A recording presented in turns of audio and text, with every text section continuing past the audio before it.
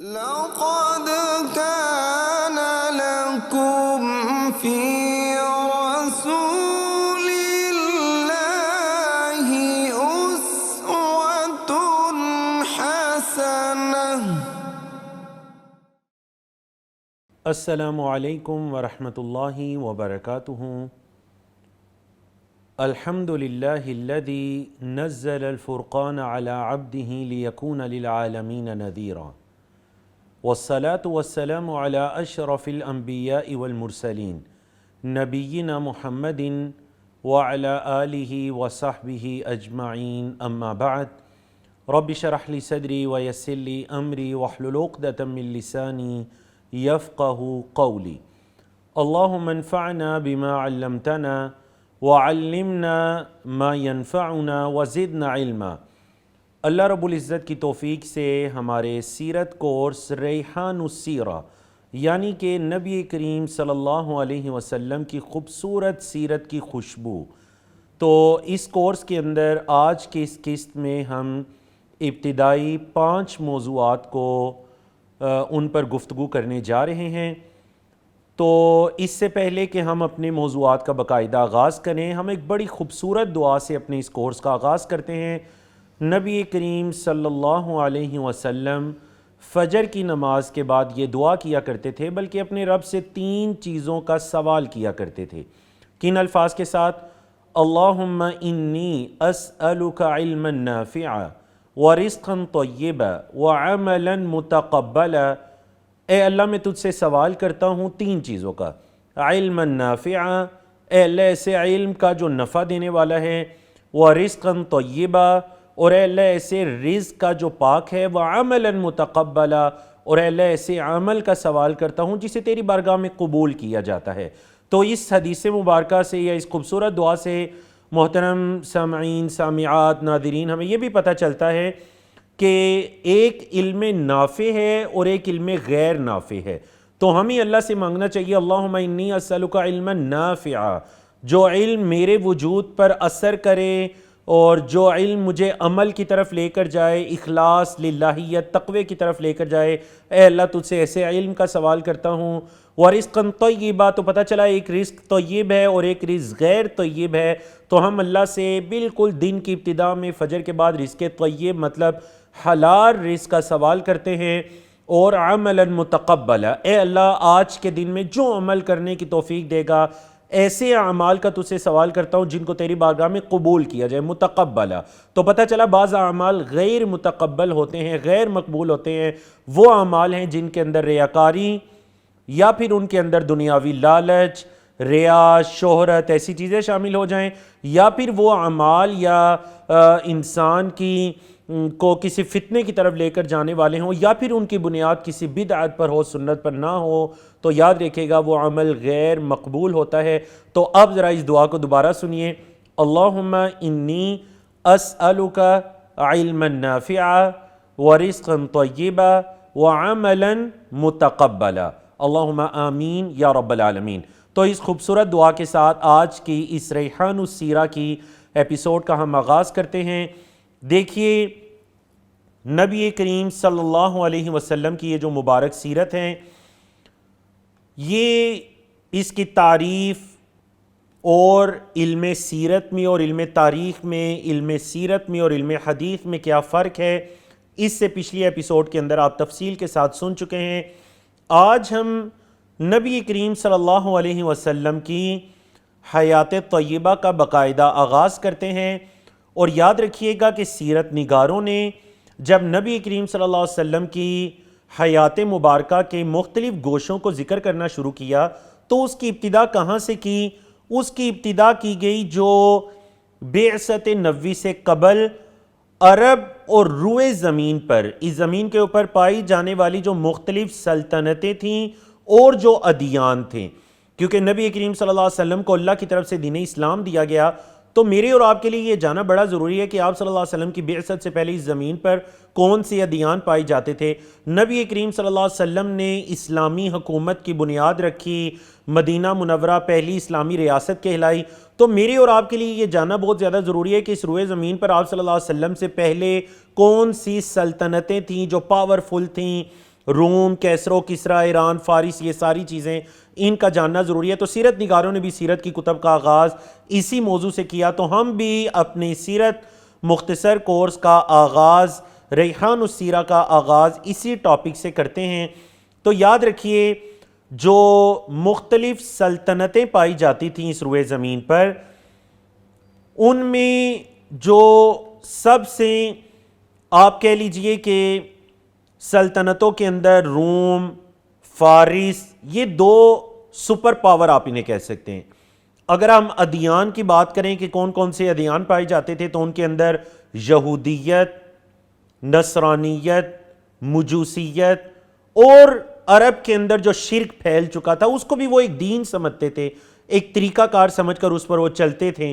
حتیٰ کہ اگر کوئی ان کے اس شرک کو چھوڑ دیتا تھا تو وہ کہتے تھے یہ بے دین ہو گیا۔ آگے چل کر آئے گا نبی کریم صلی اللہ علیہ وسلم نے جب نبوت اور رسالت کا اعلان کیا تو انہوں نے کیا کہا کہ محمد صلی اللہ علیہ وسلم نعوذ باللہ صابی ہو گئے۔ وہ جو ان کا ایک مشرکانہ دین تھا وہ بھی ایک دین کی شکل اختیار کر گیا تھا ان کے لیے۔ تو چلے پہلے ہم ادیان کے بارے میں بات کرتے ہیں۔ اگر ہم یہودیت کے بارے میں بات کریں تو مدینہ منورہ کے اندر یہود کے 3 بڑے قبائل آباد تھے، بنو قینقاع، بنو نضیر اور بنو قریظہ۔ اور اگر ہم خیبر کی بات کریں تو جو خیبر مدینہ منورہ کے شمال میں ایک شہر آباد ہے خیبر، وہاں پر یہود کے مختلف قبائل آباد تھے۔ البتہ مدینہ کے اندر یہ 3 قبائل تھے، بنو قینقاع، بنو نضیر اور بنو قریظہ۔ اب دیکھیں یہ جو ادیان تھے یا یہ جو یہودیت کو ماننے والے تھے، یہ حضرت موسیٰ علیہ السلام کے پیروکار تھے، اور حضرت موسیٰ علیہ السلام پر جو کتاب ہوتی تھی تورات، یہ سمجھتے تھے کہ ہم اس تورات پر عمل کرنے والے ہیں، حالانکہ یہ اپنے دین میں بہت زیادہ کمی کرنے والے تھے، اور اسی وجہ سے غضب اللہ علیہم، اور سورۃ الفاتحہ میں آپ کہتے ہیں کہ غیر المغضوب علیہم، غیر المغضوب علیہم سے مراد یہی یہود ہیں، ان پر اللہ کا غضب ہوا۔ کیوں؟ کیونکہ انہوں نے اللہ کے انبیاء رسول کو قتل کیا، اللہ کے انبیاء رسول کے ساتھ برا سلوک کیا، اور اس کے علاوہ انہوں نے اللہ کے دین کے اندر کمی کر دی، اپنی کتب کے اندر تحریف کر دی۔ تو یہ یہودیت کے بارے میں جو نبی کریم صلی اللہ علیہ وسلم کی بعثت سے پہلے اس روئے زمین پر ایک دین تھا۔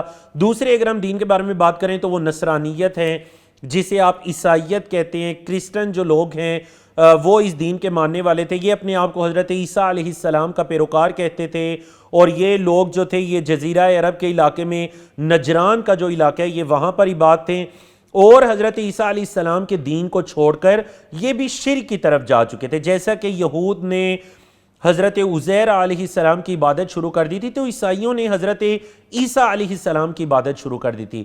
قالت الیہود عزیر ابن اللہ، یہود نے یہ کہا کہ حضرت عزیر اللہ کے بیٹے ہیں۔ وقالت النصارى المسیح ابن اللہ، اور نصارہ نے یہ کہا کہ مسیح علیہ السلام یعنی کہ حضرت عیسیٰ علیہ السلام وہ اللہ کے بیٹے ہیں۔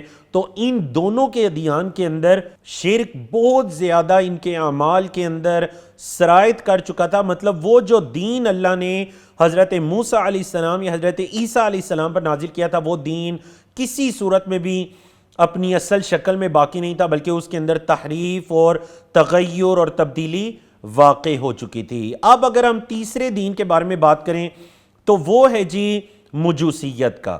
یہ آگ کی عبادت کرنے والے تھے، فارس کے اندر پائے جاتے تھے، ایران کی جو سلطنت تھی، اور یہ انتہائی مشرک لوگ تھے۔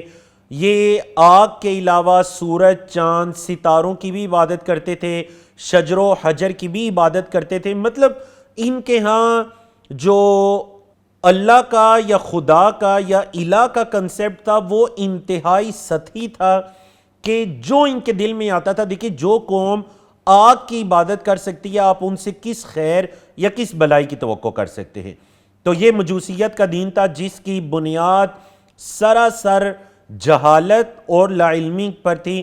یعنی جس طرح عیسائیت اور نصرانیت کی بنیاد آپ کہہ سکتے ہیں کہ ان کے ہاں یعنی ان کی بنیاد کے اندر حضرت موسیٰ علیہ السلام کی تعلیمات تھیں، حضرت عیسیٰ علیہ السلام کی تعلیمات تھیں، ان کے اندر تبدیلی آ چکی تھی۔ لیکن مجوسیت کی بنیاد سراسر جہالت پر مبنی تھی، جو کہ آگ، سورج، چاند کی عبادت کی طرف چلے گئے تھے۔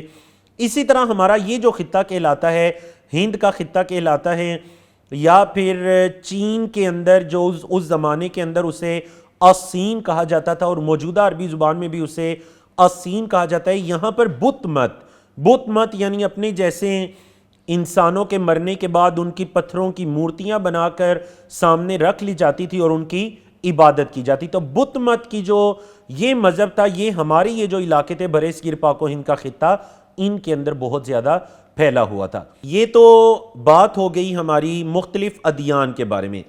ادیان کے اندر ہم نے یہودیت، نصرانیت، مجوسیت اور بت مت کے ادیان کو بیان کیا. اب ہم آتے ہیں اپنے پہلے موضوع کے دوسرے حصے کی طرف کہ روئے زمین پر سلطنتیں کون کون سی پائی جاتی تھیں. کون کون سی سلطنتیں پائی جاتی تھی؟ تو دیکھیں جو جسے آپ سپر پاور کہہ سکتے ہیں وہ دو طرح کی سلطنتیں تھی، ایک روم اور دوسری فارس. روم جو تھی یہ عیسائیت کے پیروکار تھے حضرت عیسیٰ علیہ السلام کے. فارس جو تھے یہ مشرک تھے، یہ آگ کی عبادت کرنے والے تھے. آپ کے علم میں ہے اسی وجہ سے جب سورۃ الروم کی ابتدائی آیات بھی الف لام میم غلبت الروم فی ادنی الارض وہم من بعد غلبہم سیغلبون، اب ہوتا ایسے تھا روم اور فارس کی جو آپس میں جنگیں ہوتی ان کے اندر یہ ہوتا کہ اگر روم غالب آ جاتا تو مسلمان خوش ہو جاتے تھے کہ چلیں اہل کتاب غالب آئے ہیں، مطلب جن کے دین میں اللہ رب العزت کا کنسیپٹ موجود ہے، ایک اللہ کی عبادت کا کنسیپٹ موجود ہے، اور ان کے دین کے اندر نبی اللہ کے نبی کی اطاعت کا پیروی کا کنسیپٹ موجود ہے، تو وہ غالب آئے ہیں. تو جب روم غالب آتا تو مکہ کے اندر مسلمان خوش ہو جایا کرتے تھے، اور اگر فارس غالب آ جاتا تو مکہ کے اندر مشرک خوش ہو جایا کرتے تھے کہ دیکھو جو آسمانی کتاب کے نزول پر ایمان رکھنے والے تھے روم وہ مغلوب ہو چکے ہیں، اور جو پتھروں کی اور آگ کی عبادت کرنے والے فارس تھے وہ غالب آ چکے ہیں. تو مکہ کے مشرکین بڑے خوش ہو جایا کرتے تھے. تو یہ روم اور فارس کی آپس میں جنگیں زمانہ ماضی کے اندر نبی کریم صلی اللہ علیہ وسلم کی بعثت سے پہلے یہ جاری رہتا تھا، اور اسی کا اثر پڑتا پھر مکے کے اندر بھی اہل اسلام کے اندر اور اہل شرک کے درمیان بحث مباحثے شروع ہو جایا کرتے تھے. یہاں تک کہ اللہ رب العزت نے یہ خوشخبری سنا دی کہ روم اگرچہ مغلوب ہوا ہے لیکن آنے والے 9 سالوں کے اندر فی بضع سنین، عربی زبان میں بضع کا لفظ 3 سے لے کر 9 تک کی عدد پر بولا جاتا ہے. تو اللہ رب العزت نے فرما دیا کہ 3 سے لے کر 9 سالوں تک کے درمیان روم واپس غلبے کی طرف آئے گا، اور پھر تاریخ نے دیکھا کہ واقعتاً چند سالوں کے بعد فارس مغلوب ہو گیا اور روم غالب آ گیا. تو یہ روم اور فارس کی سلطنتیں تھیں. اس کے علاوہ ایک بڑا پاورفل نظام موجود تھا نبی کریم صلی اللہ علیہ وسلم کی بعثت سے پہلے، اور وہ عرب کے جو قبائلی نظام تھا، عرب کا قبائلی نظام. 2 قبیلے بعض اوقات اگر آپس میں کسی چھوٹی سی بات پر ان کی جنگ یا لڑائی بھیڑ شروع ہو جایا کرتی تھی تو سالوں تک ان کی آپس کی وہ جنگیں جاری رہتی. مثال کے طور پر مکہ مکرمہ کے ارد گرد جو قبائل آباد تھے جن کے اندر شرک پھیلا ہوا تھا، جاہلیت ان کا دین تھا، یعنی اس زمانے کو آپ بالکل کچھ نہ بیان کریں، صرف یہ بیان کر دیں کہ تاریخ کی کتابوں میں اس زمانے کا نام زمانہ جاہلیت ہے.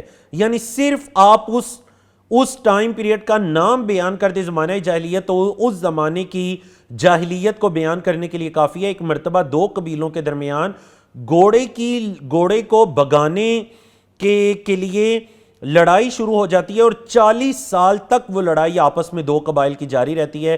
ان کی جہالت یہاں تک پہنچ چکی تھی، اور یہ قبائلی نظام بڑا پاورفل نظام تھا. قبیلے کا جو سردار ہوا کرتا تھا وہ قبیلے میں سب سے مالدار صاحب اولاد ہوا کرتا تھا، اور اگر اس کے حکم پر بعض اوقات سینکڑوں نہیں ہزاروں لوگ اپنی گردنوں کو کٹوانے کے لیے وہ جو جاہلیت کی حمیت اور غیرت تھی اس غیرت کے نام پر اپنی گردنوں اور اپنی جانوں کو پیش کرنے کے لیے تیار ہو جایا کرتے. تو یہ بھی اس کا بھی سیرت سے بڑا گہرا تعلق ہے، کیونکہ اسی معاشرے کے اندر تو نبی کریم صلی اللہ علیہ وسلم کی بعثت ہوتی ہے. تو آپ کہہ لیجئے کہ یہ تھا ہمارا ریحان السیرہ، سیرت نبی مختصر کور کا پہلا موضوع. اگر ہم دوسرے موضوع کی طرف جائیں تو دوسرا موضوع ہے ہمارا مکہ کی دینی اور سیاسی حالت. وہ مکہ مکرمہ جس میں نبی کریم صلی اللہ علیہ وسلم کی بعثت ہوتی ہے، اس کی دینی حالت کیا تھی، اس کی سیاسی حالت کیا تھی. تو پہلے ہم آتے ہیں جی دینی حالت کی طرف. مکہ کا ایک شخص تھا جس کا نام تھا عامر بن لوحی. اس نے کیا کیا، یہ شام گیا شام میں اس نے دیکھا کہ لوگ پتھروں کی عبادت کر رہے ہیں، مورتیوں کی عبادت کر رہے ہیں، تو اسے یہ بڑا اچھا لگا اور شیطان نے اس کے لیے مزین کیا. تو اس نے کیا کیا، کچھ مورتیوں کو خریدا اور آ کر مکہ کے لوگوں کو بتایا کہ شام والے تو ان کی عبادت کرتے ہیں اور اپنی ضروریات حاجات کو ان کے سامنے رکھتے ہیں. تو یہ وہ پہلا شخص تھا عامر بن لحی، جس کے شام سے ایک بت کو لانے کی وجہ سے مکہ مکرمہ میں بت پرستی پھیل جاتی ہے، اور آنے والے چند سالوں کے اندر ہر قبیلے کا ایک اپنا بت ہوتا ہے اور اس بت کے نام کی نظر و نیاز ہوتی ہے، اور اس بت کو وہ اللہ کے ہاں سفارشی تصور کرتے تھے. اس معاشرے کے بارے میں جاننا بہت زیادہ ضروری ہے، کیونکہ اسی معاشرے کے اندر تو نبی کریم صلی اللہ علیہ وسلم نے توحید کے پرچم کو بلند کیا، توحید کی دعوت کو بلند کیا. تو اس معاشرے کی یہ حالت تھی کہ ایک شخص جو کسی دوسرے ملک سے ایک عبادت کو امپورٹ کر کے لایا، اور ہزاروں کی تعداد میں یہ لوگ اپنے باپ دادا کے دین ابراہیمی کو چھوڑ کر، یا پھر جو کسی دین پر قائم نہیں تھے، وہ ان بتوں کی عبادت کے اندر پل جاتے ہیں اور انہی کو اپنا معبود اور الہ اور اپنا خدا سمجھنا شروع ہو جاتے ہیں. ان کے نام کی نظر و نیاز دیتے ہیں، ان کے لیے سفر کرتے ہیں، اور عرب کے اندر شرک بہت زیادہ پھیل جاتا ہے. اب اگر دیکھیں کہ بتوں کے بارے میں ان کا عقیدہ کیا تھا، سب سے پہلا عقیدہ یہ کہ یہ بت اللہ کے ہاں ہمارے سفارشی ہیں. نمبر 2، یہ بت ہمیں اللہ رب العزت کے قریب کر دیں گے، یہ بت ہمیں اللہ کے قریب کر دیں گے. اور نمبر 3 کہ ہم ان کے نام کی عبادات کریں گے، نظر و نیاز دیں گے، قربانی کریں گے. جب یہ ہم سے راضی ہو جائیں گے تو پھر اللہ بھی ہم سے راضی ہو جائے گا. یہ ہمارا تعلق اللہ کے ساتھ جوڑ دیں گے تو ہم ان کو راضی کریں گے اور یہ اللہ کو راضی کریں گے. گویا کہ انہوں نے یہ سمجھ لیا تھا کہ شاید اللہ ڈائریکٹ ہماری دعائیں نہیں سنتا، ہماری سفارش کریں گے تو اللہ ہم سے راضی ہو جائے گا، ہمارے حالات بدل جائیں گے. تو نعوذ باللہ من ذالک وہ اس جاہلیت کے اندر پڑ چکے تھے. اگر ہم مکہ مکرمہ کی سیاسی حالت کے بارے میں بات کریں تو وہ جیسا کہ ہم نے پہلے موضوع کے اندر بیان کیا کہ مکہ کا جو سیاسی نظام تھا وہ قبائلی نظام تھا. قبائلی نظام تھا. بیت اللہ کے جو انتظام و انصرام کی ذمہ داری تھی وہ ساری کی ساری جو قریش نبی کریم صلی اللہ علیہ وسلم کا خاندان تھا وہ ان کے پاس تھی، بیت اللہ کے. اسی وجہ سے تو پورے عرب کے اندر انہیں بڑی عزت کی نگاہ سے دیکھا جاتا تھا کہ یہ وہ لوگ ہیں جو بیت اللہ کے متولی ہیں، بیت اللہ کے انتظام و انصرام کو سنبھالنے والے ہیں. حالانکہ یہ وہی لوگ ہیں جو دوسرے لوگوں کو شرک کی دعوت دینے والے تھے اور شرک کی طرف رغبت دلانے والے تھے، جنہوں نے بیت اللہ کے اندر سینکڑوں کی تعداد میں بتوں کو رکھا ہوا تھا. اور آپ دیکھیے کہ اللہ اکبر، اسی خاندان کے اندر اللہ رب العزت اس خاندان کے کیا پورے روئے زمین کے ایک صاف ستھرے انسان حضرت محمد الرسول اللہ صلی اللہ علیہ وسلم کا انتخاب کرتے ہیں. اللہ رب العزت نے حضرت ابراہیم علیہ السلام کی اولاد میں حضرت اسماعیل کو دیکھا، حضرت اسماعیل کی اولاد میں کنانا کو دیکھا، بنو کنانا کو دیکھا، بنو کنانا کے اندر قریش کو دیکھا، قریش کے اندر بنو عبد المطلب کو دیکھا، اور عبد المطلب کی اولاد میں سے نبی کریم صلی اللہ علیہ وسلم کو منتخب کیا. نسب کے اعتبار سے سب سے اعلیٰ ترین خاندان عرب کے اندر نبی کریم صلی اللہ علیہ وسلم کا خاندان سمجھا جاتا تھا، کیونکہ ان کا شجرہ نسب جا کر حضرت اسماعیل اور پھر ان کے والد حضرت ابراہیم سے ملتا تھا. تو اللہ رب العزت نے اس معاشرے کے اندر سے نبی کریم صلی اللہ علیہ وسلم کو اپنے دین کی دعوت کے لیے اور نبوت اور رسالت کے لیے چن لیا. اب دیکھیں، آپ نے پچھلے 2 موضوعات کے اندر اس چیز کے بارے میں جانا کہ نبی کریم صلی اللہ علیہ وسلم کی بعثت سے پہلے روئے زمین پر سیاست کے کیا حالات تھے، دین کے کیا حالات تھے، کون کون سی سپر پاورز تھیں ہمارے ساتھ، اور کون کون سے ادیان اس روئے زمین پر بہت زیادہ غلبے کے اندر تھے، جن کے ماننے والوں کی تعداد لاکھوں کے اندر تھی. اب ہم چلتے ہیں تیسرے موضوع کی طرف، اور وہ موضوع یہ ہے کہ ان حالات کے اندر کسی مصلح اور کسی داعی، اللہ کی طرف دعوت دینے والے اور لوگوں کی اصلاح کرنے والے کا آنا کس قدر ضروری ہو چکا تھا، کس قدر ضروری ہو چکا تھا. کیونکہ حالات یہ تقاضا کر رہے تھے کہ کوئی آئے جو ان لوگوں کو ان جہالت کے اندھیروں سے نکال کر ایک نور ہدایت کی طرف لے کر آئے. لوگوں نے جو اپنے تعلقات کو ان شجر و حجر کے ساتھ، ان قبروں کے ساتھ، ان شرکیہ اعمال کے ساتھ جوڑ رکھا ہے، تو وہ لوگوں کے تعلق کو ان کمزور چیزوں سے کاٹ کر ایک اللہ رب العزت کے ساتھ ان کے مضبوط تعلق کو، ایک اللہ پر توکل بھروسہ کرنا، وہ ان کے تعلق کو اللہ رب العزت کے ساتھ جوڑ دے۔ تو نبی کریم صلی اللہ علیہ وسلم کی بعثت ناگزیر ہو چکی تھی ان حالات کے اندر، جبکہ نصارہ بھی نبی کریم صلی اللہ علیہ وسلم کا انتظار کر رہے ہیں، اور جو نصارہ کے علاوہ یہود تھے وہ بھی نبی کریم صلی اللہ علیہ وسلم کا انتظار کر رہے تھے، حتیٰ کہ اللہ رب العزت نے قرآن مجید کے اندر کئی ایک مقامات پر اس چیز کو تفصیل کے ساتھ بیان کیا کہ کس طرح یہود نبی کریم صلی اللہ علیہ وسلم کے انتظار میں تھے، نہ صرف انتظار میں تھے بلکہ انہیں یہ یقین تھا کہ یہ نبی کریم صلی اللہ علیہ وسلم بالکل سچے ہیں، حتیٰ کہ ان کی کتابوں کے اندر آپ صلی اللہ علیہ وسلم کے مکمل حالات، واقعات، یہ ساری چیزیں تفصیل کے ساتھ ذکر تھیں۔ تو نبی کریم صلی اللہ علیہ وسلم کی آمد کے انتظار میں تمام ادیان تھے، اور ان کا یہ ماننا تھا کہ جب آخری نبی آ جائیں گے تو ہم اپنی ادیان کو چھوڑ کر اس نبی پر ایمان لے آئیں گے اور اس کے لشکر میں شامل ہو جائیں گے، اور اللہ رب العزت قیامت سے پہلے پوری روئے زمین پر اس کے دین کو غلبہ نصیب کرے گا۔ ہر کوئی نبی کریم صلی اللہ علیہ وسلم کے اور آخری رسول کے انتظار میں تھا، یہود بھی انتظار میں تھے، عیسائی بھی انتظار میں تھے۔ اللہ رب العزت نے اس موضوع کو سورۃ البقرہ کی آیت نمبر 89 میں بھی ذکر کیا، سورۃ الصف کی آیت نمبر 6 میں بھی ذکر کیا کہ عیسائی بھی انتظار کر رہے ہیں اور یہود بھی نبی کریم صلی اللہ علیہ وسلم کا انتظار کر رہے ہیں، یہاں تک کہ باقاعدہ اس موضوع پر کتب کو لکھا گیا۔ کن کتابوں کو لکھا گیا؟ میں آپ کے سامنے 2 یا 3 مثالیں رکھنا چاہوں گا۔ ایک یہود کے بڑے عالم ہیں جو کہ جن کا نام ڈیوڈ بنجامین کلدانی تھا، انہوں نے اسلام قبول کیا اور اپنا نام عبد الاحد داؤد رکھا۔ انہوں نے ایک کتاب لکھی جس کتاب کو عربک میں، انگلش میں، ہر زبان میں اس کا ترجمہ کیا گیا۔ اس کتاب کا نام ہے محمد صلی اللہ علیہ وسلم کما ورد فی کتاب الیہود والنصارى، کہ یہود و نصارہ کی کتب کے اندر جو نبی کریم صلی اللہ علیہ وسلم کا تذکرہ ہے۔ تو انہوں نے کیا کیا، اس کتاب کے اندر وہ تمام ریفرنس کوٹ کر دیے ان کی کتابوں سے کہ ان کی کتابوں میں بھی نبی کریم صلی اللہ علیہ وسلم کا آخری نبی اور رسول کا تذکرہ موجود ہے، اور وہ بھی نبی کریم صلی اللہ علیہ وسلم کے انتظار میں تھے۔ اسی طرح جو ایک معروف عالم گزرے ہیں جو کہ تقابلی ادیان پر، کمپیریٹیو ریلیجن پر ان کا بڑا گہرا مطالعہ تھا، شیخ احمد دیدات، آپ یقیناً سب ان کے نام سے واقف ہوں گے۔ انہوں نے ایک کتاب لکھی اس بارے میں، ایک بڑی پیاری ان کی ریسرچ ہے جس کا انگلش میں بھی ترجمہ ہو چکا ہے۔ کتاب کا نام ہے ماذا یقول الکتاب المقدس عن محمد صلی اللہ علیہ وسلم، کتاب مقدس جس کو آپ بائبل کہتے ہیں، what the Bible says about محمد صلی اللہ علیہ وسلم، کہ بائبل محمد صلی اللہ علیہ وسلم کے بارے میں کیا کہتی ہے۔ اور انہوں نے بھی اپنی اس ریسرچ کے اندر، اپنی اس کتاب کے اندر بائبل سے ان تمام حوالوں کو ذکر کر دیا کہ یہود و نصارہ باقاعدہ نبی کریم صلی اللہ علیہ وسلم کے انتظار میں تھے، تو نبی کریم صلی اللہ علیہ وسلم کی آمد ناگزیر ہو چکی تھی۔ یہی وجہ ہے کہ اللہ رب العزت نے نبی کریم صلی اللہ علیہ وسلم کو تمام روئے زمین پر بسنے والے انسانوں کی طرف بھیجا، صرف عرب کی طرف نہیں بھیجا، صرف مکہ والوں کی طرف نہیں بھیجا۔ پہلے انبیاء رسول صرف ایک قوم، ایک بستی کی طرف آیا کرتے تھے۔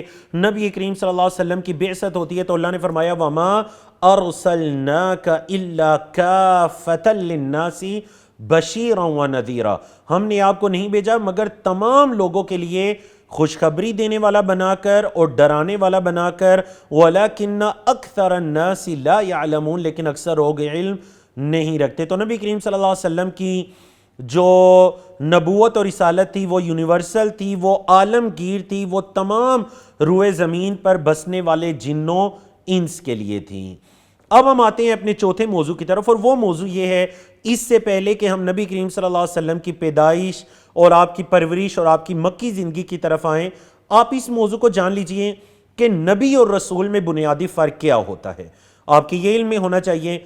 اس بارے میں علماء کرام کے مختلف اقوال ہیں، جو سب سے درست ترین موقف ہے وہ یہی ہے کہ رسول وہ ہوتا ہے جسے اللہ رب العزت کی طرف سے نیا دین، مطلب نئی شریعت دی جاتی ہے۔